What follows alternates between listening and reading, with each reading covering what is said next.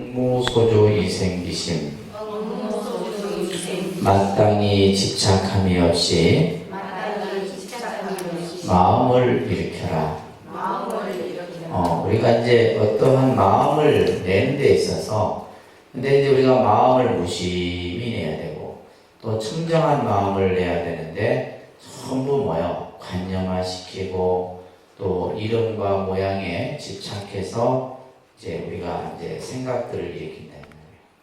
이제 그러한 이제 집착과 시비 이런 어떤 생각을 일으킴으로 해서 이제 결국 우리의 정신 세계가 복잡해지고 그죠? 어지러워지는 겁니다. 자, 오늘은 이제 제 11군 무의복승군에 대한 이제 설명인데 이게 뭐 어려운 내용은 아니에요. 그래서 우리가 앞에서 유의법, 무의법 이런 걸 배웠죠, 그죠? 법에 있어서도 유의법과 무의법이 있고 우리가 이제 복의 개념을 설명하는 데 있어서도 무의복과 유의복이 있다. 이제 그런 데 설명을 11분에서 하고 있습니다. 자, 먼저 경문을 함께 같이 합성할게요. 금강반야바라밀경 무의복승문제 12인이라 수보리여 항아의 모래수만큼 항아가 있다면 그대 생각은 어떠한가. 이 모든 항아의 모래수는 진정 다고 하겠는가. 수보리가 대답하였습니다. 매우 많습니다. 세존이시여 항아들만 해도 헤아릴 수 없이 많은데 하물 그것의 모래이겠습니까. 수보리여 내가 지금 진실한 그대에게 바란다. 선남자 선여인이 그 항아 모래수만큼의 3천대 세계의 칠보를 가득 채워보시 한다면 그 복들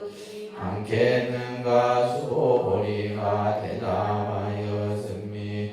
매우 많습니다. 세존이시여 부처님께서 수보리에게 말씀하셨습니다. 선남자 선여인이 경에 사국에만이라도 갖고 지니고 다른 사람 위해서 해준다면 이 복이 더복보다 더 뛰어나다. 자, 여기에서는 이제 복에 대해서 설명을 한다. 자, 이 복을 이제 두 가지로 나눈다 그랬어요, 그죠? 첫째는 무의복, 또 이제 다른 말로는 이제 무루라는 말을 쓰기도 합니다. 무루복이라는 말도 있어요. 그러니까 무루복. 그러니까 무루복이나 무의복이나 같은 말이에요. 그 다음에 유의복이라고 하는 거죠. 유의복이라고 하는 개념이 있고, 여기서는 이제 유루복이라고도 또 합니다. 유루복. 보통은 이제 우리가 무루, 유루 이제 이 용어도 사용하기도 하고 무의도 유의라는 말을 사용하기도 해요. 그래서 우리가 이제 복을 설명할 때 이 무의복, 무루복은 이거는 뭐냐면 정신적 가치의 복을 얘기를 하는 겁니다. 그래서 이것은 이제 없어지는 것이 아니에요. 이 무루복은 지어도 그 복이 없어지지 않는다는 거예요. 그대로 남아있는. 그것이 이제 바로 정신적 가치의 무의복의 개념이고, 이제 유의복, 무루복은 이제 이것은 뭐냐면 물질적, 그죠? 물질적 가치 개념의 복을 이제, 그래서 우리가 예를 들면 어떤 재물이나 이런 것들은 어떻게 보면 이제 뭐요? 세속적 가치이기 때문에 이제 물질적 가치는 다른 말로는 뭐요? 세속적 가치예요. 세속적 가치.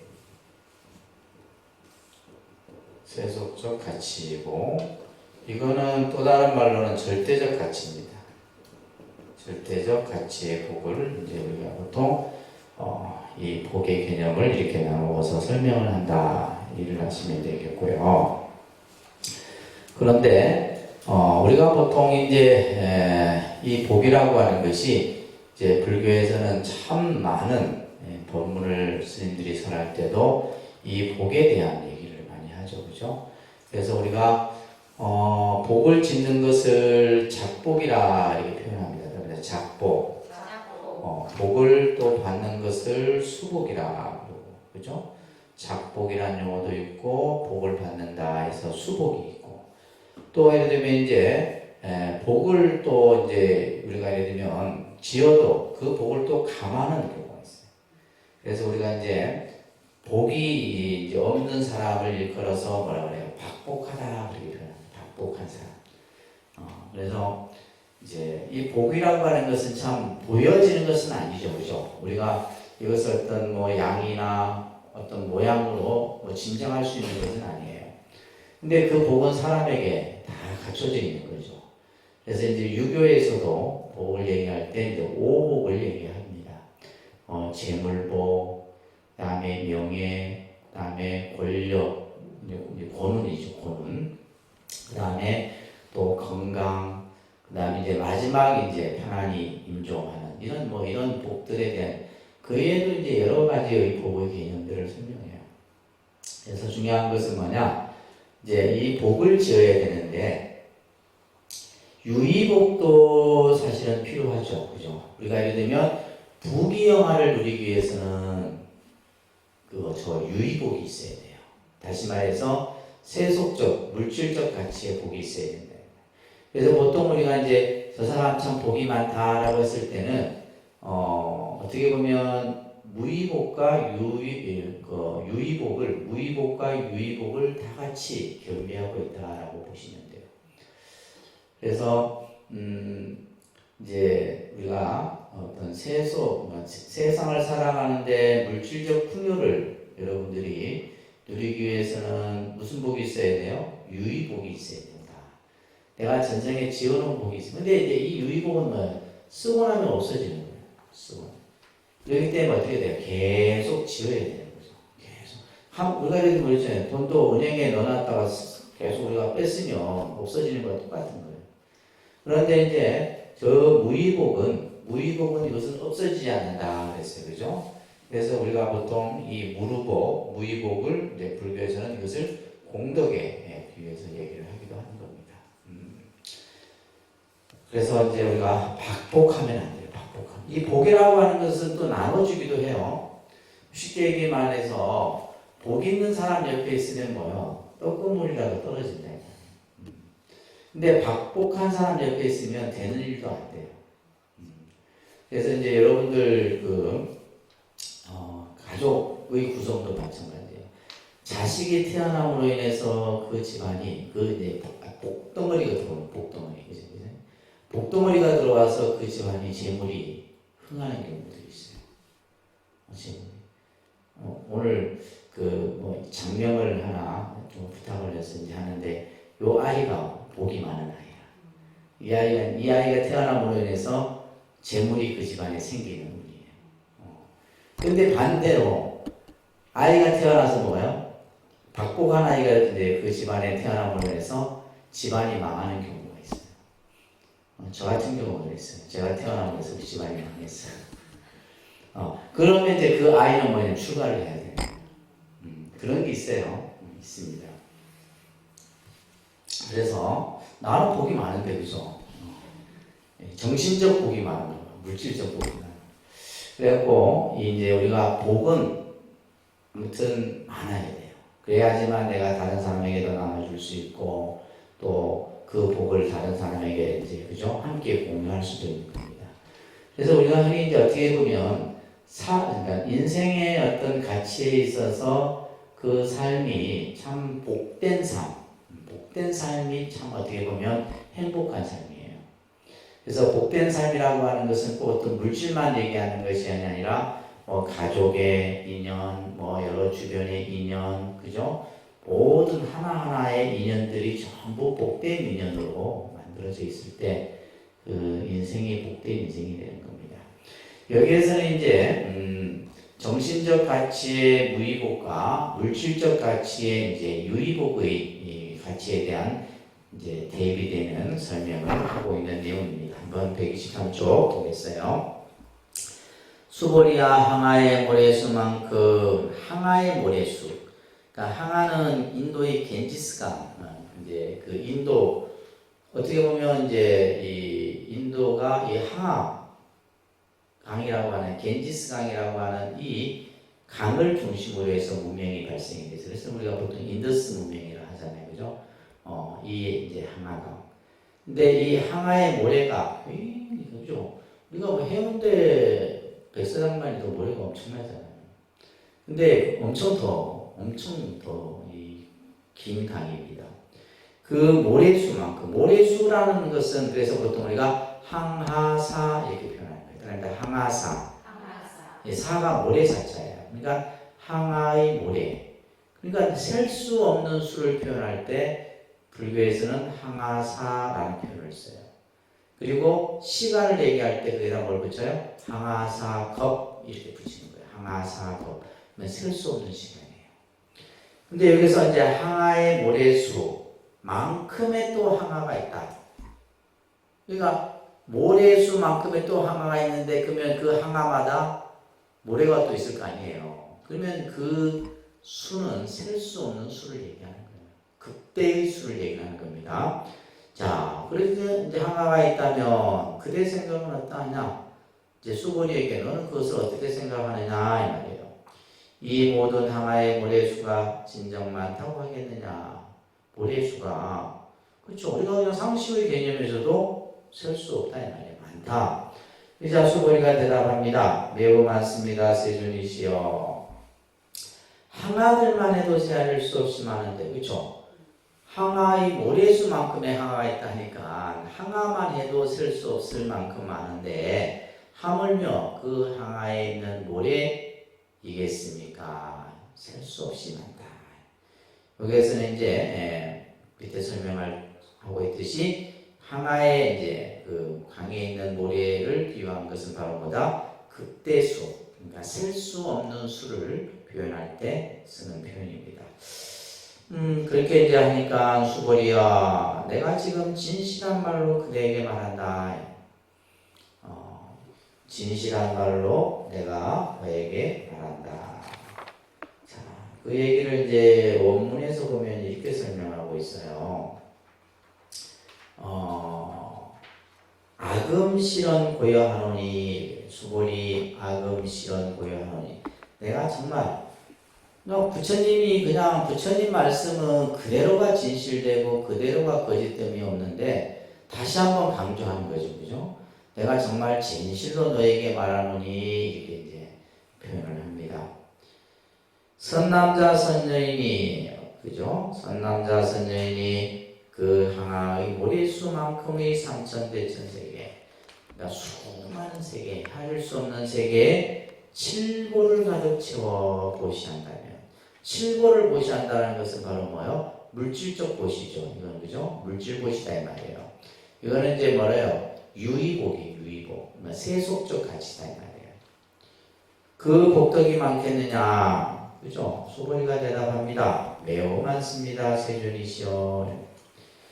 그래서 우리가 이제 물질로 하는 보시의 복덕도 그 복이 한량이 없다 이런 얘기예요. 그렇지만 이 복은 뭐라 그랬어요? 내가 쓰고 나면 없어지는 복이에요. 그래서 우리가 이제 복을 자꾸 쓰기만 해도 안 돼.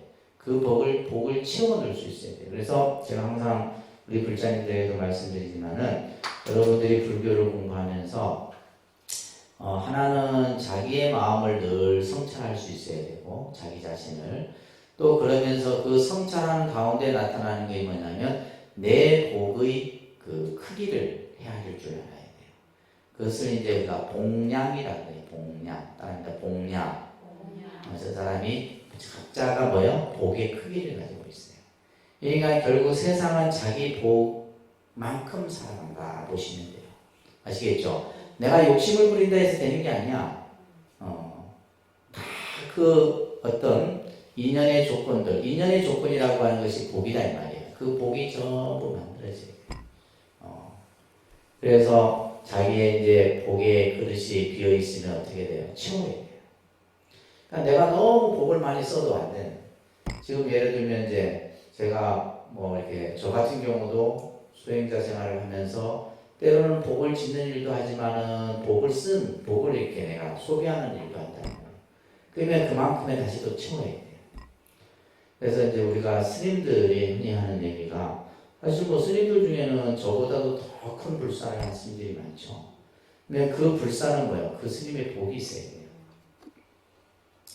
복이 없으면 불사 안 됩니다. 그렇다고 뭐 제가 복이 많이, 왜냐하면 저보다도 더 큰 그죠? 불사를 하시는 분들이 더 많다 이 말이에요. 그것들이 이제 전부 그래서 우리가 이제 스님들도 복이 없잖아요. 박복하면 구질구질하게 삽니다. 어쩔 수가 없어. 근데 그 사람의 특징이 뭐냐면 게으른 거예요. 게으르면 자기 스스로가 복을 지을 수 있는 그게 안 돼요. 그래서 우리가 여러분들이 이제 가정에서든 뭐 직장에서든 삶 자체를 그죠? 부지런하게 움직이다 보면 그 속에서 뭐예요? 복을 짓는 거예요. 내가 길 가다 쓰레기 하나 더 줄 수 있는 거, 그죠? 내가 더 이렇게 이웃과 주변을 위해서 더 이렇게 청소도 할 수 있는 거고 다 이게 복 짓는 일이에요. 자, 그래서 이제 여기에서 유의복에 대한 얘기를 하고 있는 겁니다. 그래서 속죄에 있는 복인데, 자, 그 복이 매우 많다. 이렇게 지금 얘기를 했죠, 그죠? 부처님이 수고리에게 말합니다. 선남자 선여인이 이제 앞에는 이제 뭐요? 수미산 삼천대천 세계를 칠보로 가득 채워 보시하는 그 복이 한량이 없다. 이렇게 해놓고 또 선남자 선여인이 이 경의 사국에만이라도 경의 사국에라는 것은 경의 핵심 구절을 말하는 거예요. 예를 들면 누구에게 응무소조의 생기심이라는 말이 금강경에 있습니다. 이게 이제 금강경에 그죠? 또 금강경에 보면 범소유상이 계시 허망이니 약견재상 비사기면 지켜내라. 이제 이런 얘기를 할 줄 알아야 되는 거예요. 모든 것은 다 허망한 것이니 상이 아닌 줄 알면 참 부처를 볼 것입니다. 이런 제 그죠? 이런 제 이게 이제 바로 뭐요? 사국이에요. 사국에. 그래서 금강경에는 여러 구절의 사국에가 있습니다. 자, 사국에만이라도 받고 지니고 다른 사람을 위해 설해준다면, 그죠? 사국에 부처님 말씀을 한마디로 전해주는 것. 이거는 바로 뭐요? 이것은 정신적 가치의 절대적 가치의 복이에요. 그 한마디를 듣고 뭐요? 그 사람은 인생이 바뀌어질 수가 있는 거예요. 삶이 바뀌어질 수가 있고, 그죠? 다시 말해서 어두웠던 마음이 환한 지혜의 마음으로 그러니까 우리가 예를 들면 이제 뭐 돈 몇 푼 주고 배고픈 사람에게 빵 몇 봉지 주고 하는 것은 그것도 좋은 일이지만 그죠? 근데 그거는 또 없어진다 이 말이에요. 그러나 부처님의 말씀 한 구절을 다른 사람에게 전해주는 그죠? 이 무의복은 이 복이 바로 뭐예요? 무의복이에요. 저 복은 뭐예요? 유의복이죠. 그죠? 삼천대천 세계의 칠보로 쌓아보시한 그 복덕보다 더 뛰어나다. 자, 여기에서 부처님은 속죄의 유의복이 승의제의 무의복과 견줄 수 없다는 뜻을 말씀하시면서 경의 사국에만 받아 지니고 남을 위해 설해주는 복이 칠보를 보시하는 복보다 훨씬 낫다고 얘기합니다. 그래서 이제 이 무의복도 유의복도 우리가 세속을 살아가는 데는 필요하고 또 우리가 좀 더 이제 어떤 궁극적인 행복을 우리가 추구하기 위해서는 바로 뭐가 필요해요? 무의복이 필요한 거예요. 무의복이. 그래서 여러분들은 그래도 복이 있으신 거예요. 유의복도 있고 무의복도 있는 거예요. 왜? 부처님 공부하는 분들은 무의복이 있는 거거든. 무의복이 있는 거예요. 복 없는 사람은 하나도 안 됩니다. 그래서 제가 항상 하는 말 있죠. 불연 중생은 부처님과 인연이 없는 중생은 천불이 출세해도 부처님을 못 보는 거예요. 부처님이 그냥 세상에 많아도 그 부처님을 만날 수가 없다 이 말이에요. 그만큼 이제 여러분들이 이 금강경을 공부하는 것도 뭐 하는 거예요? 무의복을 짓는 거예요. 무의복. 경을 읽고 경을 우리가 수지하고 경을 또 부처님 말씀을 함께 공부하고 하는 것은 뭐 하는 거다? 무의복을 짓는 것이다. 그래서 따라합니다. 무의복이란 인연에 따라 증강되지 않는 절대성이 있는 복으로 해탈과 열반을 얻는 복이다. 그죠? 이것은 뭐 줄어들고 늘어나고 이런 게 아니에요. 없어지는 게 아니다 이 말이에요. 이것은 뭐요? 절대적 가치가 있는 거예요. 이것은 다시 말해서 우리를 궁극적으로 뭐요? 해탈과 열반에 이르게 하는 복이기 때문에 이것은 아주 가치 있는 복이다 이 말이에요. 그래서 세상의 부귀영화를 누리는 유의복과는 그 성질이 다르다. 그죠? 유의복은 뭐라고 그랬어요? 우리가 부귀영화를 누릴 수는 있어. 부귀영화를 누려도 그죠? 그게 다 하면은 다시 또 좀 다 놓고 가야 되는 거예요. 예를 들면 뭐 천만금이 있어도 뭐요? 그걸 가져갈 수 있느냐? 없다 이 말이에요. 다 놓고 가야 되는 거예요. 그래서 유의복과는 다르다. 물질적인 재고실을 아무리 많이 해도 무의복을 따르지 못한다는 것을 여기서 얘기하고 있는 겁니다. 그래서 125쪽에 보면 무의라는 글자. 그래서 무의법, 유의법 할 때도 설명했었어요. 그죠? 이 무의라는 말을 참 많이 씁니다. 이 말은 따라합니다. 인연에 의하여 조작되는 것이 아니고, 그래서 인위적인 조작, 다시 말해서 내가 의도를 가지고 하는 게 아니에요. 어떤 이 위자가, 하위자가 어떤 조작 이런 뜻을 가지고 있어요. 이 한자에 하위자 있죠, 그죠? 그래서 어떤 인위적인 조작, 임의적인 어떤 이제 쉽게 말해서 내가 의도적으로 뭘 하려고 하는 게 아니다 이 말이에요. 무의라고 하는 것은 이것은 생멸 변화를 여인 삼주 절대의 법을 가리키는 말로 열반과 같은 것이다. 이것은 절대적 가치의 법이에요. 그래서 우리가 해탈 열반이라는 말과 그래서 이것은 바로 진여의 세계고 이 세계에 들어가면 깨달음을 이루게 되는 것이다. 복을 무의복과 유의복으로 나누는 것은 세상에서 추구하는 오복, 그죠? 우리가 일반적으로 사람들이 추구하는 것은 오복이에요. 돈, 명예, 권력, 이성, 건강 이런 것들, 그죠? 이런 것들은 결국에는 뭐예요? 그것이 다 하면 또 다시 윤회를 우리가 경험하게 되는 거예요. 그래서 해탈을 얻는 요인이 되지 못해. 그러나 무의복은 뭐예요? 해탈의 그 결과를 이루기 때문에 불교 수행의 주 목적이 된다. 불교 수행에 있어서 때로는 유의복은 수행을 방해하는 결과를 가져옵니다. 밑에 이제 그 아주 부처님 말씀 가운데 42장경이라는 경이 있는데 거기에 보면 혹세학도난이라는 구절이 있어요. 그럼 혹세학도난, 아니 호세학도난. 이 말은 뭐냐면 부귀와 세도를 누리는 이들은 도를 배우기 어렵다. 다시 말해서 우리가 예를 들면 돈 많고 그죠? 권력이 있고 이런 사람들은 도 닦을 마음을 안 냅니다. 이와 비슷한 말 있죠? 우리 이제 옛날 어른 스님들이 항상 하셨던 말씀이 뭐냐? 등 따시고 배부르면 도심이 일어나잖아요. 그러니까 우리가 예를 들면 세상이 요즘 너무 편하잖아요. 세상이 너무 편하니까 도 닦을 마음을 안 일으키는 거예요. 스님들도 마찬가지예요. 스님들도. 그러니까 뭔가 이게 좀 우리가 긴장도 되고 좀 춥고 배고프고 이런 게 있어야 돼. 지금 그런 시대가 아니잖아요. 너무 다들 정신적으로 풀어져 있어요. 풀어져 있으니까 이게 일어나는 것이 그냥 뭐 사회적 어떤 비리나 이런 것들이 일어나고 요즘 우리 학교 학생들도 봐보세요. 맨날 뉴스에 나오는 것이 그냥 그런 그 어린아이 그죠? 그런 일들을 저지르고 이 정한 보면 다 풀어져서 그래요. 예. 가정에서도 그냥 다 풀어놓고 학교에서도 그냥 뭐 조금만 뭐 하면 이제 막 인권 침해 이러니까 다 풀어놓고 이러니까 이제 안 되는 거예요. 옛날처럼 뭐 잘못하면 빡다도 때리고 막 그냥 벌도 주고 이래야 되는데 실제 그래야 돼요. 특히 우리 한국 국민 정서는 그게 필요해요. 사실은 필요합니다.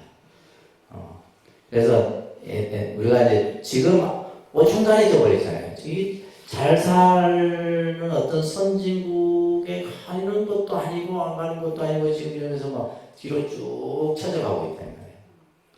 이게 왜 그러냐면 경제적으로 부유하더라도 정신은 뭔가 이렇게 탁 맑고 이래야 되는데 정신이 그냥 황폐해져 버리니까 모든 게 다 안 돼 버리는 거예요.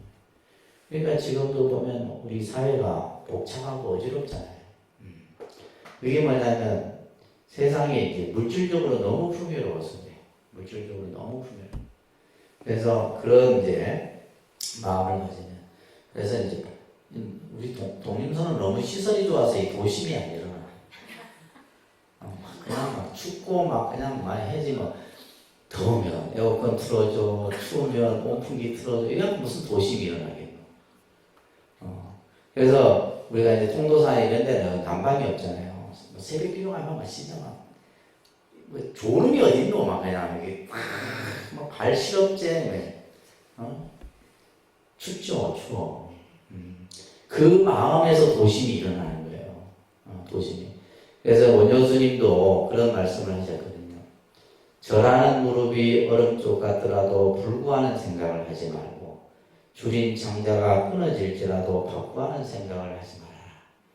그런 마음의 자세가 돼야지만 도를 닦을 수가 있는 거예요. 그래서 이제 요즘 스님들도 도 닦기 어렵습니다. 도인 나기 어려운 시대예요. 시대가 그래.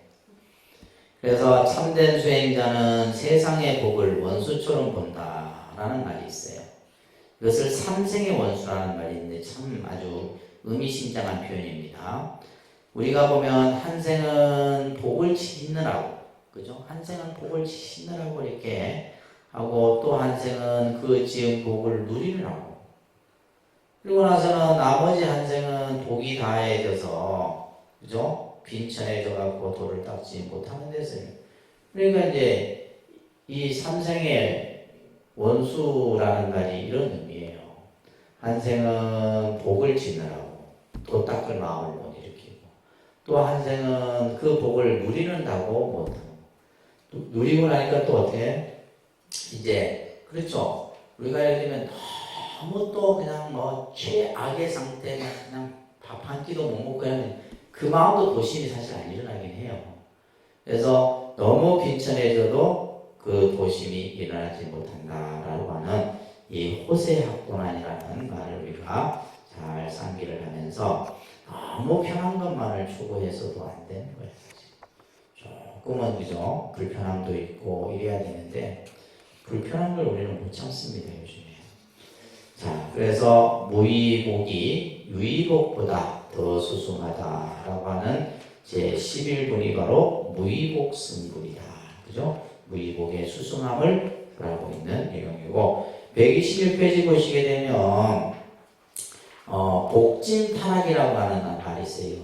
아까 이제 제가 중간에 설명을 한번 드렸는데 복진 타락이라는 말은 뭐냐면 복을 다 누리고 나면 우리가 이제 천상세계의 복이 다 누리고 나면 다시 인간세계에 떨어지고 인간세계의 복을 누리고 나면 다시 그죠 축생세계에 떨어지고 그래서 복을 다 누리고 나면 다시 또 떨어진다. 그러니까 이제 뭐예요? 복이 떨어지기 전에 어떻게 돼요? 복을 우리가 또 채워야 되는 거예요. 복을 누리고 우리가 짓고 누리고 짓고 하면서 계속 이렇게 하셔야 됩니다. 자, 그러면서 제12부는 존중 정교분으로서 정교, 바른 가르침을 존중하라는 이제 내용이 바로 12분의 가르침이에요. 뭐 그것도 어려운 내용은 아닙니다. 같이 한번 독서할게요. 존중 정교 문제 12이라 또한 수고리여 이경의 사국에만이라도 설에 그 세상의 천신인간 아수라가 마땅히 공양 부처님의 단묘임을 알아야 한다. 물려이 경전체 학고지니고 읽고 외우는 사람이야 수고리. 이 사람은 가장 높고 가장 정의로운 법을 성취할 것임을 알아야. 이와 같이 경전이 있는 곳은 부처님과 존경한 제자들이 계시는 곳이다. 131쪽에 보시면 또한 다시 수고리야 이 경의 사국에 아까도 이제 그죠? 이제 무의복의 가치 그죠? 이 경의 한 구절 한 개송이라도 다른 사람에게 설해주는 그 복은 한량이 없는 거예요. 그래서 그 설명에 이어서 이 경의 사국에만이라도 설해지는 곳곳마다 어디든지 모든 세상의 천신인간 아수라 이제 삼선도죠, 그죠? 이들이 마땅히 공양할 부처님의 탐묘임을 알아야 한다. 그래서 이 금강경 전체가 아니더라도 금강경 한 구절이라도 설해지는 곳은 모든 이 천상과 인간과 아수라 등이 마치 부처님의 탐묘인과 같이 그곳에 공양을 올린다 이런 뜻이에요. 자, 이 장에서는 이제 바로 경전이 있는 곳이 부처님이 계신 곳이다. 경전. 그래서 경전 그 자체가 부처님이에요. 우리가 예를 들면 경전이 따로 있고 우리가 뭐 부처님의 형상을 모셔놓은 그런 뭐 불상이나 이런 것이 둘이 아니다 이 말이에요. 경이 있는 곳이 바로 부처님이 있는 곳과 같다. 그래서 경전을 법신살이라고 합니다. 법신살이. 우리가 보통 이제 살이하면 뭐 예를 들면 부처님이나 또 뭐 고승대덕의 몸에서 나오는 것을 살이라. 그러니까 살이는 유골을 살이라고 합니다. 여러분들이 생각할 때 무슨 뭐 영롱한 뭐 보석 같은 부위가 아니라 유골 자체가 살이에요. 화장을 하고 난 유골. 그래서 이제 부처님 같은 경우는 정골살이, 치아살이, 그 다음에 이제 뭐 신체마다 다 살이, 치아살이도 있고 정골살이도 있고, 또 이 살이가 보면 증가를 해요. 증가. 살이가 하나였는데 나중에 보니까 두 개로 늘어나 있어. 두 개가 세 개로 늘어나고 아주 신기하죠, 그죠?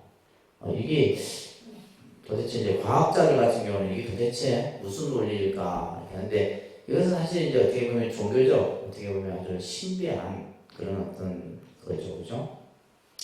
그래서 이제 우리가 보통 보면 삼신불의 개념을 설명을 합니다, 그죠? 삼신불을 설명할 때 따라합니다. 법신, 보신, 화신.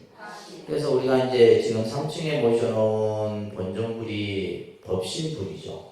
청정법신 비로자나불이에요. 지금 요게 2층에 모셔놓은 주불이 천백억 화신 서가모니불이에요. 그러면 이 화신불은 우리들의 눈을 통해서 볼 수 있는 부처님이에요. 눈을 통해서 볼 수 있는 부처님이고 이 부처님의 서가모니 부처님의 본래의 그 법신은 바로 누구다? 비로자나 부처님이에요. 그러니까 이 말은 뭐냐면 법신과 화신이 같다 다르다? 같다. 둘이 아니다라는 거예요. 이제 단지 이 서가모니 부처님은 인간의 몸으로 우리 중생들 앞에 놔두신 부처님이고 이 부처님이 가지고 있는 원래의 법신은 바로 비로자나불이에요. 그래서 비로자나 법신불과 보신불과 또 화신불은 바로 중생의 근기에 따라서 나타나는 거죠. 그래서 우리가 보통 아미타 부처님이나 약사일의 부처님들은 전부 보신불이에요. 보신불입니다. 그래서 화신은 서가모니 부처님 한 분이에요. 근데 서가모니 부처님이 한 분이 아니에요. 그 법화경에 보면 서가모니 부처님의 분신 부처님이 수도 없이 많아요. 그래서 서가모니 부처님은 1100억 화신이라 이렇게 1100억의 분신을 다투시는 부처님이 바로 서가모니 부처님이에요. 그래서 여기서 이제 말하는 것처럼 경이 법신사이에요. 경이. 그러니까 경이 법신사이기 때문에 경 자체가 뭐예요? 부처님과 같은 거예요. 아시겠죠? 그래서 우리가 이제 사실 불자들이 보면 경에 대한 존중, 그러니까 어떤 외경과 좀 이런 어떤 아주 좀 귀히 여기는 이런 마음들이 좀 부족해요. 그래서 이제 우리가 보통 이제 여러분들이 뭐 우리 신행집 같은 경우도 그냥 여러분들은 뭐라 생각하냐면 그냥 기도집 이렇게 생각해요. 기도할 때 보는 책 이름도 그게 아니에요. 그 자체가 바로 뭐요? 부처님이에요.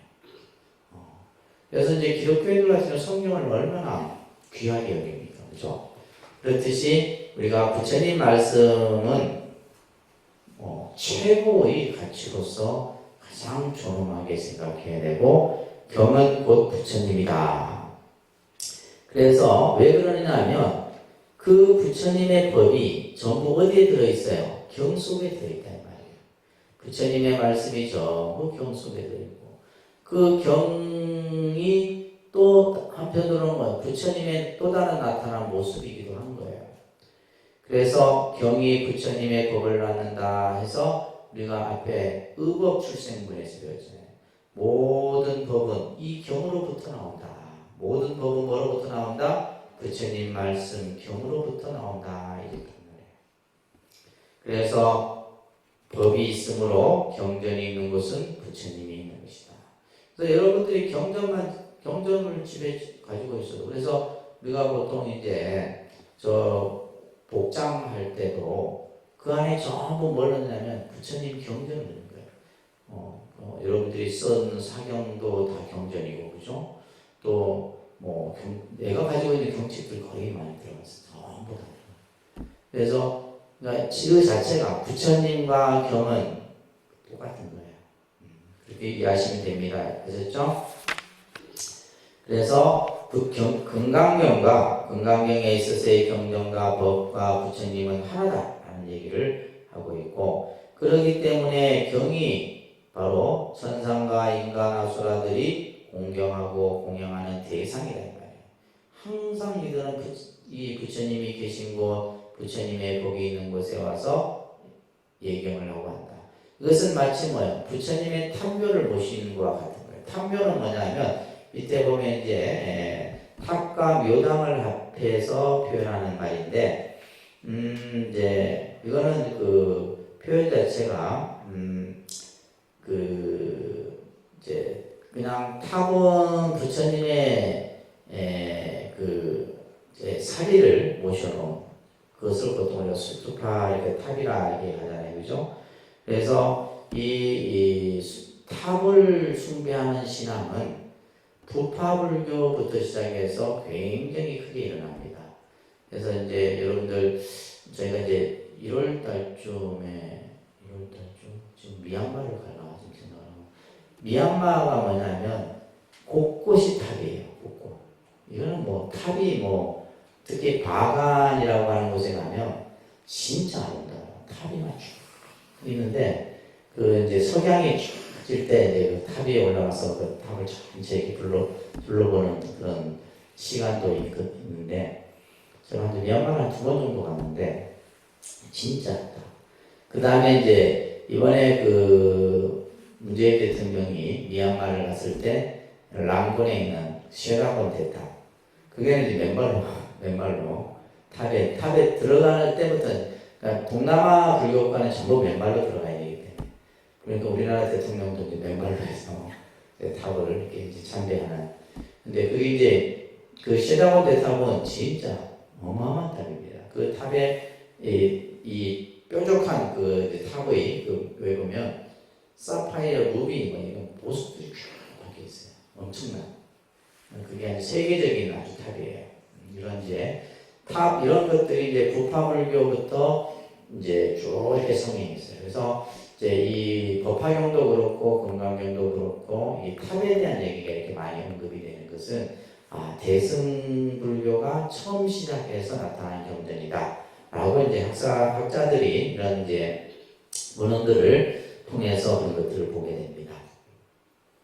이제 그런 내용들을 보시고 133쪽에 하물며 이 경 전체를 받고 지니고 읽고 외우는 사람이랴 사국에만이라도 그죠 사국에를 수지한 그것만도 예를 들면 모든 하늘과 인간과 아수라 등이 다 공양을 할 것인데 하물며 이 경전체는 이 경전체를 읽고 외우는 사람에게 공양하고 예배하는 것은 말할 것도 없지 않다 이 말이에요.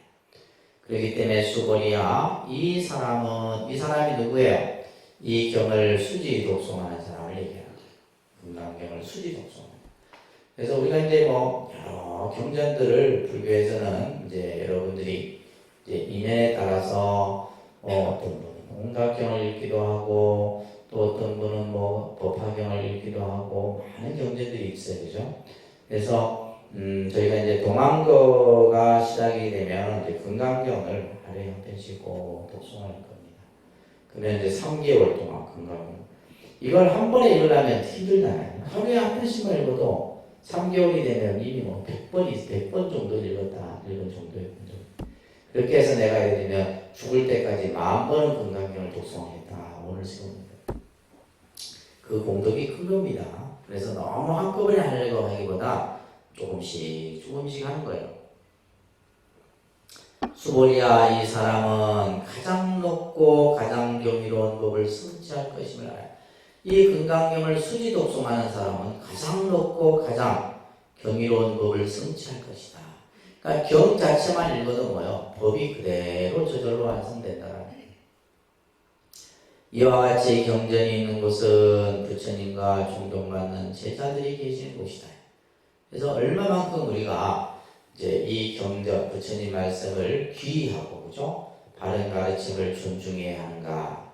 그래서 경전이 있는 곳은 부처님이 계시는 곳이고, 부처님의 제자들이 함께 머물고 있는 곳이다.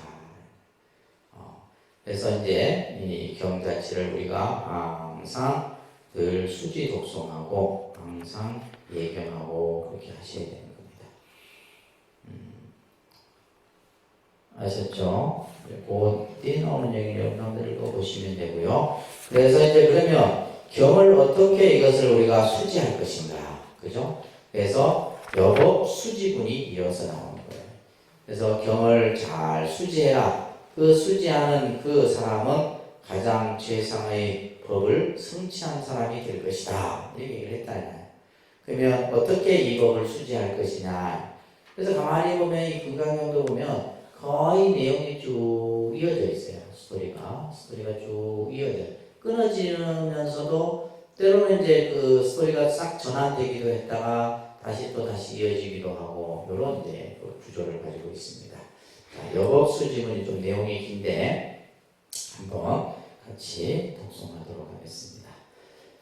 금강만나바라밀경 여법 수지문 제13이니라. 그때 수보리가 부처님께 여쭈었으니 세존이시여 이 경을 무엇이라 불러야 하며 그이 어떻게 받들어지녀야 합니까? 부처님께서 수보리 말씀하셨습니다. 이 경의 이름은 금강만나바라밀이니 이 제목 너희들은 받들어지녀야 한다. 그것은 수보리야 열애는 이를 반나바라밀이 아니라 설하였으므로 반나바라밀이라 말한 바닥이다. 수보 그대 생각은 어떠한가? 열애가 설한 법이 있는가? 수보리 부처님께 말씀드렸습니다. 세존이시여 열애께서는 설하신 법이 없습니다. 이어 그대 생각은 어떠한가? 삼천대천 세계 이루고 있는 티끌이 많다고 하겠는가? 수보리가 대답 매우 많습니다. 세존 수보리여 열애는 티끌들을 티끌이 아니라고 설하였음. 티끌이라 말한다. 열애는 세계를 세계가 아니라고 설하였음. 세계라고 말한다. 수보리여 그래 생각은 어떠하. 32가지 신체적 특징을 가지고 열애라고 볼 수 있는가 없습니다. 세존이시여 32가지 특징을 가지고 열애라고 볼 수 없습니다. 왜냐 열애께서는 32가지 신체적 특징은 신체적 특징 아니라고 설하였으므로 32가 신체적 특징이라고 말씀하셨기 때문입니다. 수고 어떤 선남자 선여인이 하나의 모래수만큼 목숨을 고시한다 하자도 어떤 사람이 이경의 사북에만이라도 지니고 다른 사람을 위해서 해준다고 하. 그러면 이 복이 저 복보다 더욱 많으리라. 자, 여기서 이제 본격적으로 금강경의 아주 중요한 개념이죠. 우리가 이름과 모양을 붙여서 단정 지은 모든 것들을 뭐뭐는 뭐뭐가 아니라 그 이름이 뭐뭐이다 라고 하는 즉비의 이제 개념에 대한 내용들이 계속 써집니다. 세계는 세계가 아니라 그 이름이 세계이고, 티끌은 티끌이 아니라 그 이름이 티끌이고, 반야바라밀은 반야바라밀이 아니라 그 이름이 반야바라밀이다. 이것을 이제 즉비의 논리라 그럽니다. 아시겠죠? 자, 그 내용이 이제 아주 중요한 핵심 구절이에요. 그때 수보리가 부처님께 여쭙습니다. 세존이시여, 이 경을 무엇이라 불러야 하며, 그죠? 저희들이 어떻게 받들어지냐 합니까? 이제 앞에서 이제 부처님의 가르침을 잘 받들어지녀라 얘기했잖아요. 그죠? 존중 종교문에서. 그러면 지금까지 부처님께서 저희들에게 말씀하신 이 말씀, 그죠? 이것을 무엇라 불러야 하며, 또 이것을 어떻게 우리가 받들어지녀야 합니까? 여기에서 말하는 경은 단순한, 그죠? 책이 아니다 이 말이야. 또 지식도 아니고. 근데 이제 요즘에 우리가 불교를 공부하는 사람들이 자꾸 어떤 지식적 측면에서 불교를 이해하려고 해요. 그리고 자기가 가지고 있는 사상, 뭐 과학적인 논리든 또 이제 여러 가지 어떤 사회 전반적인 개념들을 바탕으로 해서, 그래서 이제 우리가 보통 요즘 이제 하도 이제 학문도 하나의 어떤 순수 학문만 가지고는 이제 그 효용 가치가 떨어져요. 떨어지다 보니까 이제 대학에서도 보면 응용이라는 이제 응용학과, 뭐 예를 들면 응용이라는 말을 다 붙여서 이제 만들어냅니다. 그러니까 이제 예전같이 그냥 뭐 역사, 뭐 문학 이 하나만 갖고는 안 된다. 불교도 마찬가지예요. 그러니까 불교 하나만 가지고 하는 시대는 좀 어떻게 보면 구시대적인 사고예요. 그래서 요즘에 나오는 논문들 보면 이제 사실은 이 불교가 이제 핵심이 돼야 되겠죠, 그죠? 이 핵심을 바탕으로 해서 기타의 어떤 사회적인 학문들이 이렇게 돼야 되는데, 어떤 경우는 이제 예를 들면 이거는 이제 먼저 불교를 이해한 후에 이제 어떤 사회적, 예를 들면 우리가 뭐 과학이든 인문학이든, 그죠? 또 의학이든 또 예를 들면 뭐 생명공학이든 이런 쪽이 이제 다 이게 연구가 돼. 이게 이제 사실은 바른 건데, 어떤 경우에는 이제 기본 학문을 핵심으로 두고, 그죠? 기본 어떤 학문적인 세계를 핵심으로 두고 불교를 이제 그까지로 생각하는 경우들이 있어요. 불교. 그래 하게 되면 이게 이제 불교가 제대로 된 어떤 그 사상을 돌출해내지를 못해요. 그래서 이제 이런 것들도 이제 우리가 참 그래서 응용 불교학이다, 불교, 이제 뭐 심리, 응용학과 뭐 이런 식의 뭐 이런 거. 또 요즘에는 이제 저희 동국대학교 같은 경우 융합이라는 말이 있어요. 융합. 그러니까 융합이라는 말이 이거거든요. 그러니까 불교를 바탕으로 해서 사회 제반의 여러 가지 학문들을 하나로 이제 불교의 사상에다가 다른 학문들을 끌어오는 거죠. 근데 이게 이제 불교가 이게 끌려가면 안 되는 거예요. 예, 주객이 전도되면 이게 잘못되게 돼요. 그래서 이제 보통 이제 불교 융합학과 같은 경우에는 사회의 여러 가지 학문적 이제 연구들을 불교 사상의 키워드에 맞춰갖고 이렇게 이제 많이 합니다. 그래서 불교가 가지고 있는 사상적, 학문적 영역이 굉장히 광범위하기 때문에 하나의 어떤 뭐 국한되는 것이 아니고 다양하게 요즘에 논문들이 보면 나와요. 그래서 이제 불교라고 하는 이 가르침이 단순한 어떤 지식이나 또 어떤 단순한 우리가 어떤 책의 개념으로 이해해서는 안 되고 부처님과 부처님의 법을 낳는 모체가 되는 것이 바로 경이라는 거예요. 그래서 하나의 당체를 가리키는 것이 바로 경이다. 그래서 우리가 금강반야라고 하는 것이 바로 뭐요? 아닙니다. 금강과 같이 경구하여 번뇌를 끊고 무명의 어리석음을 부수는 지혜의 덩어리가 바로 경이다. 그래서 부처님의 말씀은 그죠? 부처님의 말씀은 어떠한 논리에 의해서도 부서지지 않아요. 경고하고 그러면서 뭐요? 경고하기 때문에 뭐요? 일체의 번뇌를 다 끊어버려요. 또한 무명을 그죠? 무명과 어리석음을 부수는 지혜의 말씀이 바로 경이다. 그러니까 경을 이렇게 우리가 좀 이해를 할 필요가 있다. 다시 말해서 쉽게 하면 우리가 부처님의 말씀인 경은 바로 뭐다? 지혜의 가르침이다. 쉽게. 그죠? 복잡하게 앞에가 다 빼고 부처님의 말씀은 뭐다? 지혜의 가르침이다. 라고 이렇게 이해하시면 됩니다. 왜 그러느냐? 이것은 모든 관념과 지식의 경계를 초월하고 절대적인 것이기 때문에 이것을 우리가 무분별지라고 합니다. 그러니까 무분별지.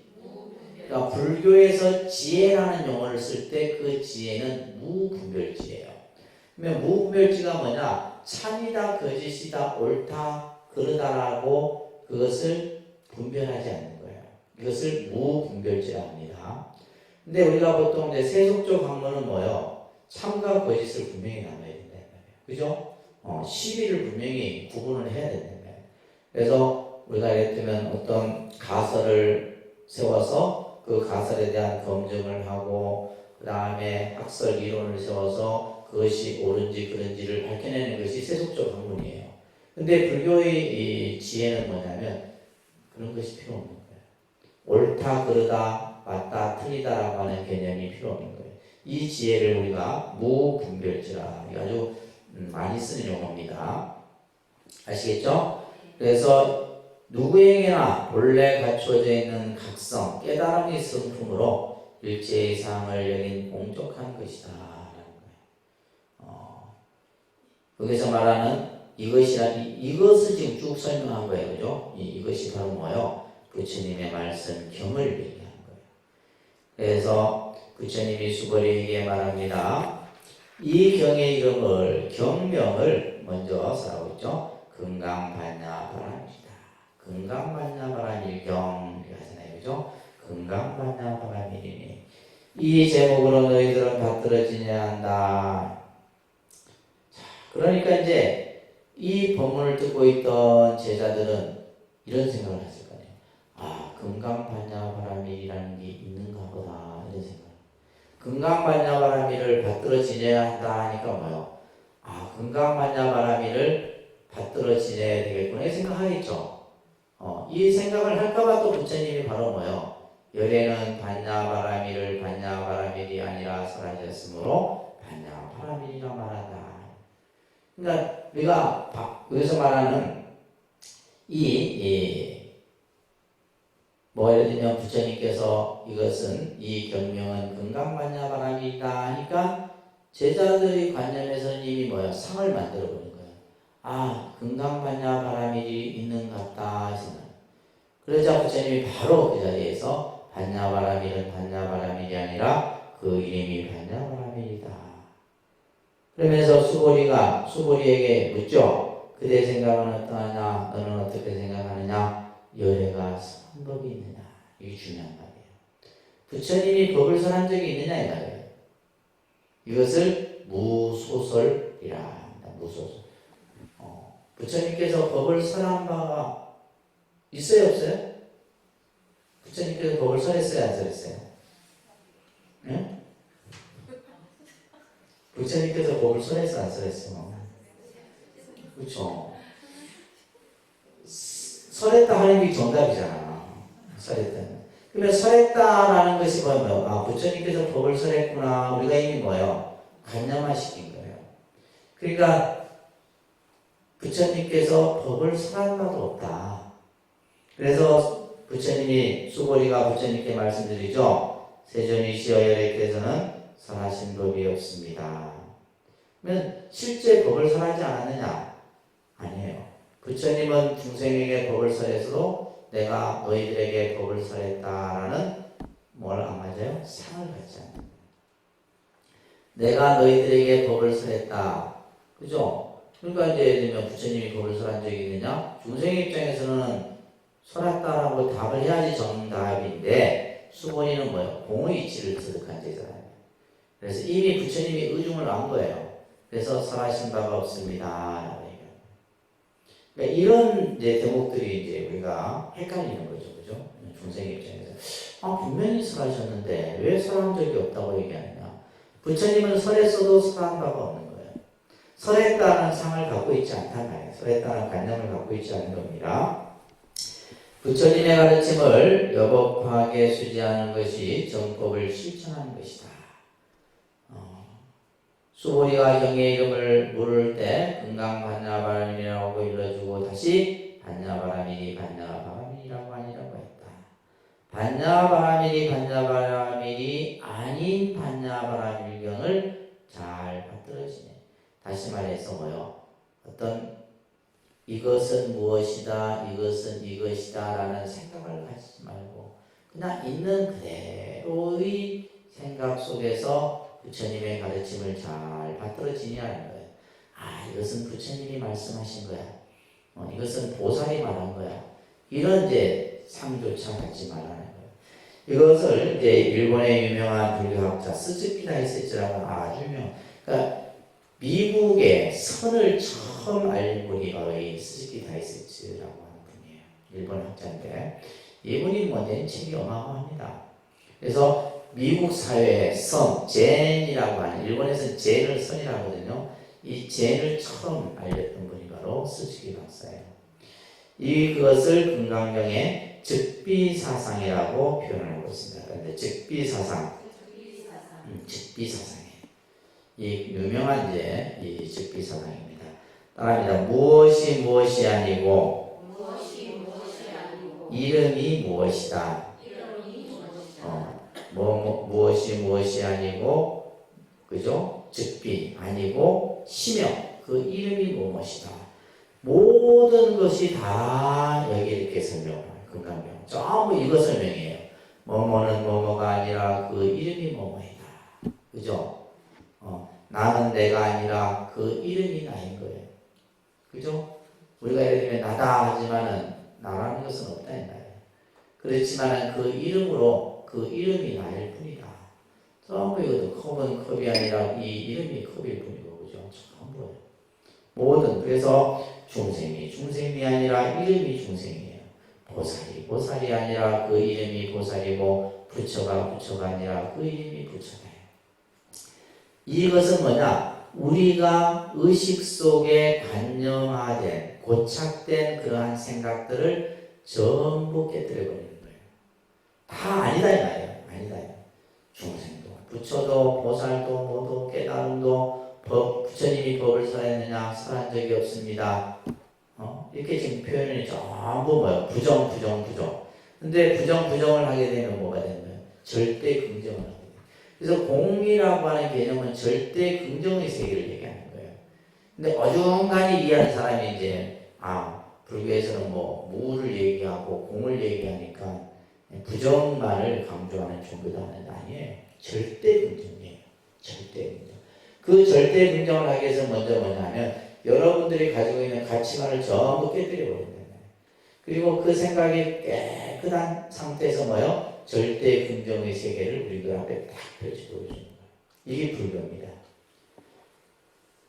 자, 그래서 사물에 이제 여기서 말하는 개체적 사물의 이름을 들어놓고 그것을 부정해버리는 논리이다. 이는 역시 겉으로 나타나는 상을 부정하는 말로 사물에 대한 관념적 고집을 형성하지 못하도록 하는 말이다. 이게 지금 중요한 핵심 말이 이거예요. 사물에 대한 관념적 고집이에요. 사물에 대한 말이 좀 어려운데 그죠? 사물에 대한 관념적 고집. 뭐뭐는 뭐뭇이다. 이게 우리가 이제 사물에 대한 관념적 고집이에요. 이것은 무엇이고 이것은 뭐고 이거는 뭐고 이것은 이것이고 저것은 저것이고 이게 전부 우리 이제 생각 속에서 뭐예요? 딱 관념화 시켜버렸다는 거예요. 근데 그것을 전부 뭐 해버려요? 부정시켜버려요. 그 뭐뭐는 뭐뭐가 아니라 그 이름이 뭐예요? 이름인 것이지 그 실체가 아니라는 거예요. 그죠? 자, 그래서 이 세상 모든 것은 실체가 없는 공이에요. 모든 것은 공이다. 실체가 없다. 단지 우리가 실체라고 보여지는 것도 아니고 이것은 뭐예요? 가상인 거예요. 가상. 실상이 아니라 가상이에요. 눈에 보여지는 것. 근데 이게 이제 중생의 우리 이 업신무명에 의해서 그것이 전부 있는 것이냐 보여지는 거예요. 근데 이것은 이론과 논리로서 이해 못한다고 그랬어요. 아셨어요? 뭘 해야 된다? 반야바라밀을 닦아야 돼요. 반야바라밀, 바라밀 수행을 통해서만이 공을 체득하고 공을 완성할 수 있는 거예요. 그러니까 여러분들이 지금 제 설명 듣고 공을 모르겠다. 모르는 게 당연하죠. 공은 이해해서 이해되어지는 게 아니다 이 말이에요. 그러니까 이해 못한다 해서 내 머리를 탓하지 말고 그런 거예요. 아셨죠? 그래서 이 세상의 모든 것은 실체가 없는 공이에요. 그렇기 때문에 어느 것도 무엇이라 규정 지을 수 있는 게 없다. 이런 얘기예요. 이게 중요한 말이에요. 이게 핵심이에요. 이게 금강경에 그죠? 어떤 것도 규정. 근데 우리는 이미 뭐냐면 이것은 이것고 내 생각 속에서 만들어진 생각을 가지고 옳다 그러다 단정짓고 규정짓고 다 해버리잖아요. 그래서 사실 굉장히 왜냐하면 제 3자가 봤을 때는 내 생각이 틀릴 수도 있고 그죠? 다른 관점에서 보면 다를 수도 있는 거예요. 근데 우리는 자기 생각 속에서 만들어진 그것을 가지고 그냥 뭘 해요? 생각의 고집을 만들어. 생각의 고집을 뭐라 그랬어요? 상이라. 그것을 아상, 인상, 중생상, 수자상 이렇게 하는 거예요. 아시겠죠? 그러니까 우리가 얘기하는 생각의 괴로움이 왜 생기냐면 상 때문에 생기는 거예요. 이것을 다 깨버리면 뭐요? 생각이 자유로울 텐데 막힘이 없이 그죠? 근데 내가 가지고 있는 생각 속에서 이것은 이것이고 이런 힘들어요. 우리가 이제 이런 생각들을 일으키면 그렇기 때문에 경도 경이 아니라 이렇게 말하는 거예요. 수보리야 그대 생각은 어떠한가 삼천대천 세계를 이루고 있는 티끌이 많다겠느냐. 이 우주가 그죠? 우리가 예를 들면 작은 핵으로부터 그죠? 핵의 분열로부터 해서 아주 미진 작은 티끌들이 모여서 하나의 어떤 세계가 만들어지는 거예요. 그래서 삼천대천 세계, 이 삼천대천 세계를 뭐라 그랬나 했어요? 우주를 얘기해요. 우주. 불교에서 우주를 표현할 때 표현하는 표현이 뭐다? 삼천대천 세계다. 이 불교가 얼마나 과학적이에요. 과학적이에요. 삼천대천 세계를 이렇게 표현해요. 이 삼천대천 세계를 이루고 있는 그 티끌들의 수, 그죠? 작은 티끌 수, 먼지. 티끌은 먼지잖아요. 그 먼지가. 그래서 이제 법성계에 보면 일미진중함시방이다. 한 티끌이, 그죠? 일미, 한 티끌이 그 모여서 시방세계를 다 포함하고 있는 거예요. 그래서 여기서 지금 삼천대천 세계를 이루고 있는 티끌이 많으냐? 수구리가 말합니다. 매우 많습니다. 많다라고 하는 것은 지금 현재의 모습을 그대로 표현한 거예요. 티끌이 많다고 하니까 중생은 또 뭐, 티끌이 있는갑다 생각하는 거예요.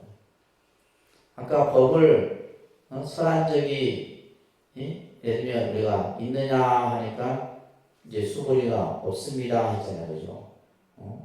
또 예를 들면 이제 앞에서도 그런 표현들이 나오는데, 그러니까 이제 반야바람이 반야바람 일이 아니고 그 이름이 반야바람이라.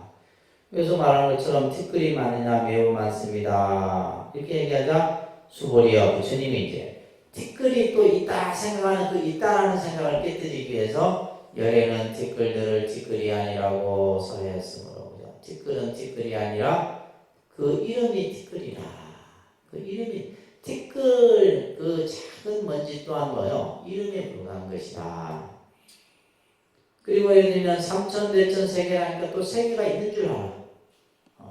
그러니까 뭐요? 열에는 세계를 세계가 아니라 그 이름이 세계다. 그죠? 그래서 지금 이 논리를 무슨 논리? 즉비의 논리다. 무슨 논리? 금강경 사상은 공사상인데 그 공사상을 아주 이론적으로 표현한 표현이 바로 즉비의 사상이에요. 공사상, 즉비사상. 그죠? 요것만 여러분들이 잘 개념 이해하죠. 그러면 이 즉비 사상이 뭘 하게 한 거예요?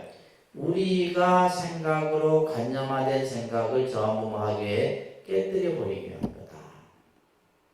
생각의 고집, 관념의 고집, 그죠?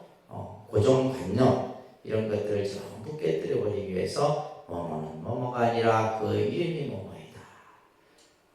전부 그거예요.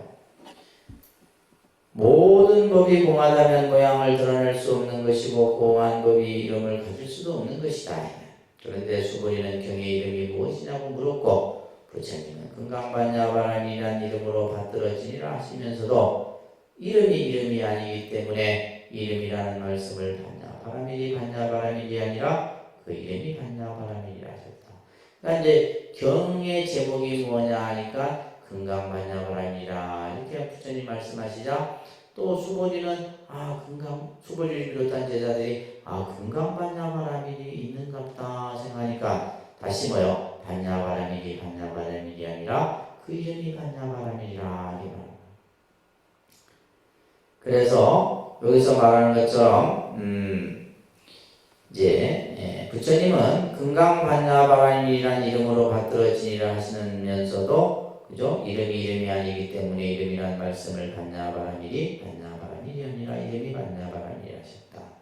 또 먼지 티끌이 아니고 세계가 아니라는 말씀도 세계를 구성하는 먼지 티끌과 그것으로 이루어진 땅덩어리가 공의 이치에서 보면 다 한낱 이름에 불과한 거예요. 이 세상의 삼라만상의 모든 보여지는 것은 다 이름에 불과한 것이다. 그것은 이제 진짜 있는 게 아니에요. 전부 뭐요? 실체는 공이다 이런 얘기예요. 근데 우리가 예를 들면 공을 없다라고 생각하면 안 됩니다. 이 공의 개념은 없다 이런 개념이 아니에요. 우리가 이제 공을 무라는 글자로 표현만 할 뿐이지 공이라는 개념이 없다 이렇게 부정의 뜻이 아니에요. 아까 공의 개념은 뭐예요? 절대 긍정. 다 있다. 다 있는 거예요. 아셨죠? 다 있는데 그것이 뭐예요? 이름에 불과한 것이다. 실제 있는 게 아니고 그냥 이름을 붙여서 우리가 이것은 이것이고 저것은 저것이고 이렇게 해놓은 것 뿐이다라는 거예요. 근데 이렇게 이해를 해야지 그냥 불교에서 말하는 공을 뭐예요? 그냥 불교는 모든 걸 다 없다 한다. 그런 게 아니에요. 그래서 공을 우리가 진공묘유라 하잖아요. 진공은 텅 비어 있지만은 그 안에 뭐예요? 삼라만상이 그 안에 전부 갖춰져 있는 거예요. 다 있는 거예요. 다 존재하는. 근데 그 존재하는 모습들이 뭐예요? 실제의 모습이 아니다라는 거예요. 중요한 것은. 근데 우리는 이제 중생들의 착각은 뭐예요? 그것이 진짜 있는 것이냐 생각하는 어리석음을 만드는 거죠. 그렇죠? 수고리와 그대의 생각은 어떠하냐? 32가지 신체적 특징을 가지고 열애라고 볼 수 있느냐? 자, 30 이상의 외형의 모습을 갖춘, 그죠? 그 모습을 우리는 열애라 이렇게 한다고 해요. 근데 여기서는 지금 32가지의 모습을 갖춘 신체적 특징을 가지고 열애라고 볼 수 있느냐? 볼 수 없습니다. 세존이시여. 그죠? 없다. 이렇게 했단 말이에요. 32가지 신체적 특징을 가지고 열애라 볼 수 없습니다. 왜냐? 열애께서 32가지 신체적 특징은 신체적 특징이 아니라고 설하셨으므로 뭐뭐는 뭐뭐가 아니라 그죠? 32가지 신체적 특징 또한 아니다 이 말이에요. 그 이름이 바로 뭐예요? 32가지 신체적 특징이라고 말씀하셨기 때문입니다.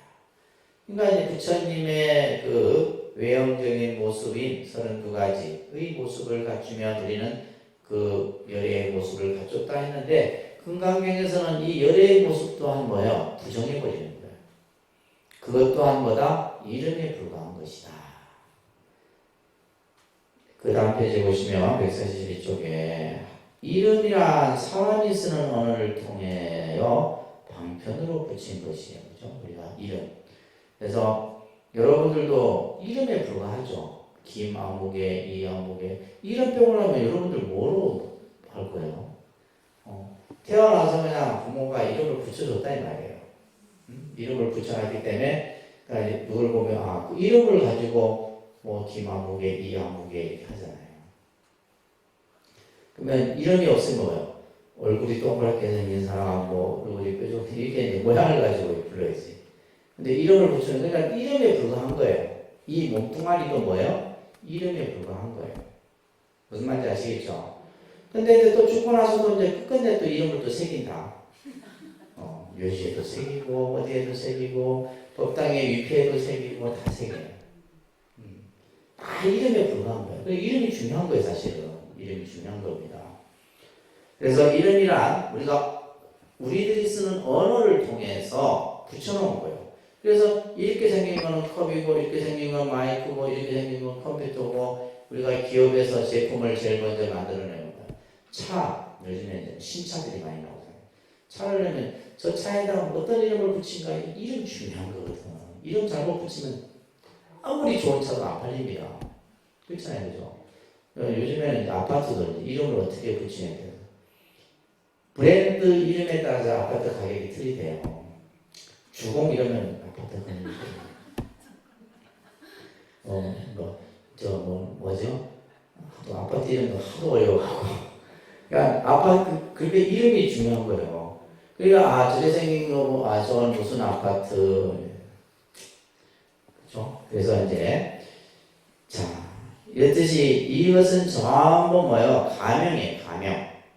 가명이라는 말은 거짓된 이름이다. 실제 이름이 아닌 거예요. 그냥 임시로 붙여놓은 이름이에요.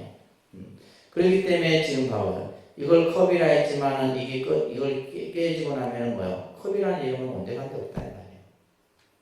온데간데 없어. 자, 여러분들이 이제 이 몸뚱아리를 굴리고 있을 때는 김아무개있지만은 내가 예를 들면 뭐 죽고 나서 화장을 하든 뭘 하든 그 죄를 가지고 김아무개를 할 수 있느냐 이 말이에요. 없는 거예요. 다 이름에 불과한 거예요. 가명입니다. 그죠? 진리의 본체에 이름을 붙인다는 것은 사실 소용없는 일이다. 말을 떠나 있는 자리를 말로서 나타내는 것은 언어의 위에 불과하다. 말장난에 불과한 거예요. 말장난에.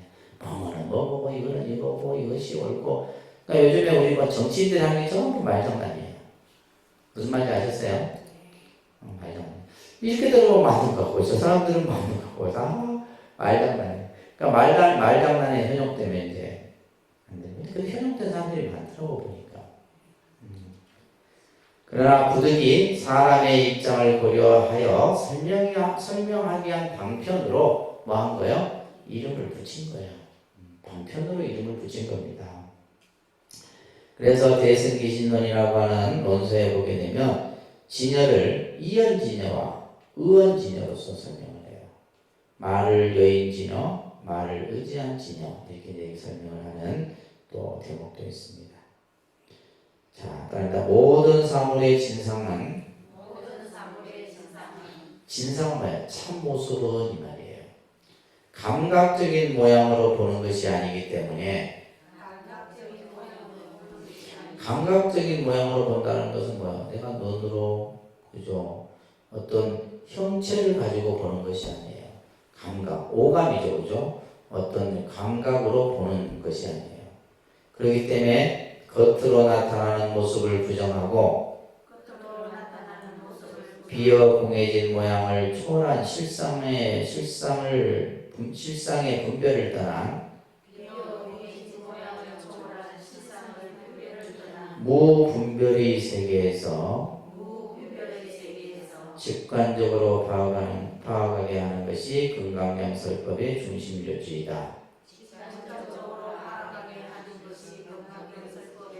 자, 이 말이 지금 금강경의 가장 중요한 말인데, 그죠? 우리가 보여지는 이런 모습들은 우리가 눈을 통해서 보여지는 것이냐, 소리를 통해서 느껴지는 것이냐, 또 느낌으로 내가 알아가는 모든 이런 것들은 이제 그런 어떤 감각으로서 알 수 있는 것이 아니다 이 말이에요.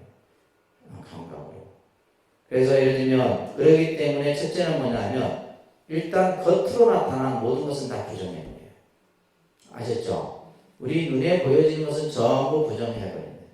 그래서 반야신경에 보면 안입이 설신이도 없고 색상향비 쪽법도 없고 눈의 경계도 없고 의식의 경계도 없고 고집멸도도 없고 그죠? 다 없어요. 그래서 첫째는 겉으로 나타나는 모습을 부정하고 비어 공해진 모양을 초월한 실상의 분별을 떠나 다시 말해서 공의 참모습 속에서 공의 참모습 공의 세계 속에서 무분별의 세계 무분별의 세계는 뭐냐 이거다 저거다 옳다 그러다 시비를 떠난 세계에서 직관적이라는 말은 있는 그대로 이 말이에요. 있는 그대로 보는 것이 바로 금강경의 핵심이에요. 그래서 금강경은 우리가 보고 듣고 느끼고 하는 이런 어떤 고정화된 생각들을 부정해 버림으로써 실상의 참 모습을 통해서 있는 그대로의 모습을 보도록 하는 것이 금강경입니다. 그러니까 지금 우리는 전부 뭐예요? 그냥 내 육안으로 보여지는 모습, 내가 느끼는 모습 이것을 가지고 우리는 이것은 이것이다라고 단정하는데 금강경은 일단 이것을 전부 뭐 해버려요? 부정해버립니다. 부정한 상태에서 다시 뭐예요? 있는 그대로의 모습을 바로 보도록 하는 거예요. 그렇기 때문에 아까 대긍정이에요. 대긍정. 있는 그대로의 모습. 근데 우리가 이제 이것을 자꾸 이건 컵이야, 이건 컵이야라고 컵이라고 그냥 컵이라고 이름만 붙여놓은 것이다.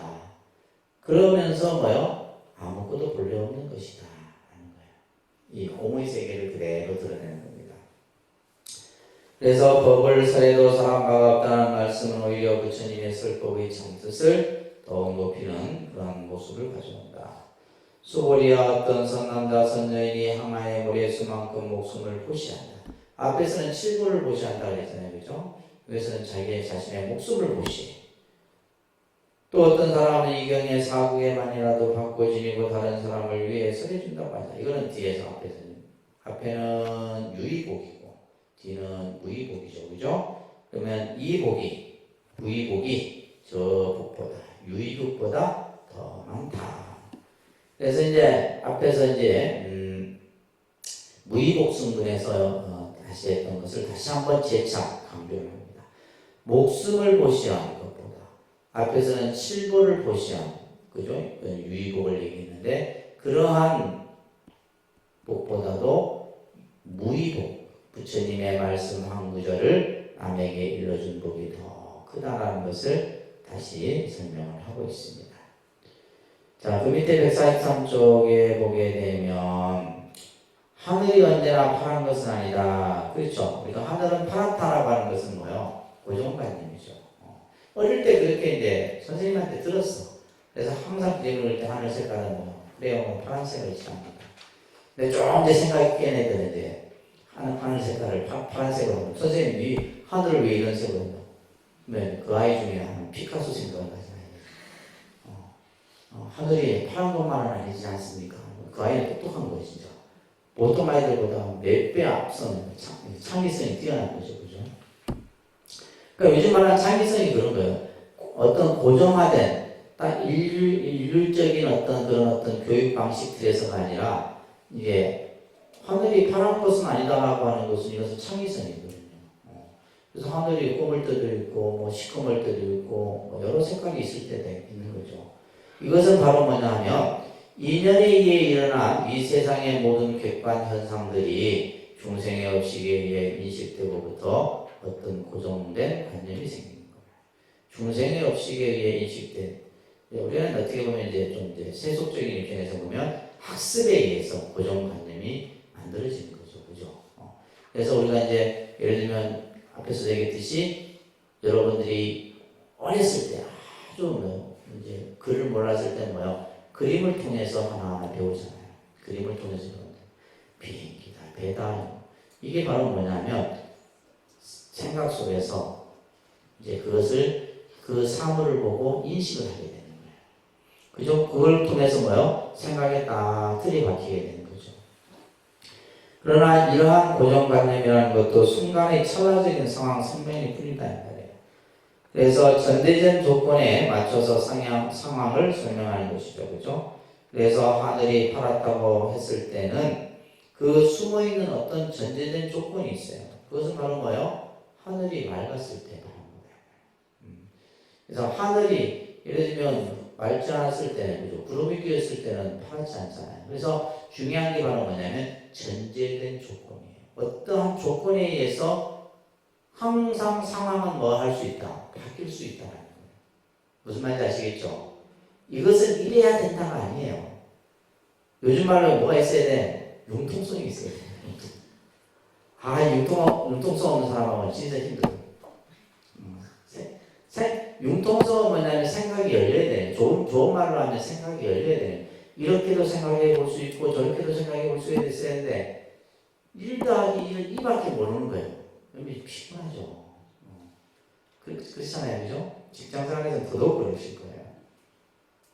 그래서 융통성, 창의성 이런 아주 좋은, 이게 저거의 건강형에 있는 진리잖아. 이 건강형에서 나오는 진리다 이 말이에요. 그래서 이런 설명들이 나오고 있는 겁니다. 그래서 무엇은 무엇이 아니라 그 이름이 무엇이다. 이거 꼭 기억하세요. 건강형에서는 무엇은 무엇이 아니라 그 이름이 무엇이고, 그래서 우리가 어떠한 조건이 전제된 상황 속에서는 어떤 것도 단정 규정할 수 없다 이런 말이에요. 바뀔 수가 있는 거예요. 바뀔 수가 있는 거예요. 그러니까 예를 들면 그렇잖아요. 뭐 꼭 우리가 법당에 들어올 때는 뭐 양발을 벗고 들어올 수도 있는 거예요. 상황이 발에 양발이 젖었을 때 양발 벗고 들어와야지. 양발 신고 들어오면 어떻게 되겠어요? 근데 꼭 벗으면 안 된다고 젖은 양발로 오는 사람이 있다. 아까워요. 그런 사람들 보면. 그게 뭐냐면 생각이 자기 틀 속에 딱 박혀 있어서 그래. 그래서 우리가 생각이 깨야 돼. 그래서 건강경을 공부하면 진짜 우리 생각이 바뀌어요. 생각이 바뀌어져요.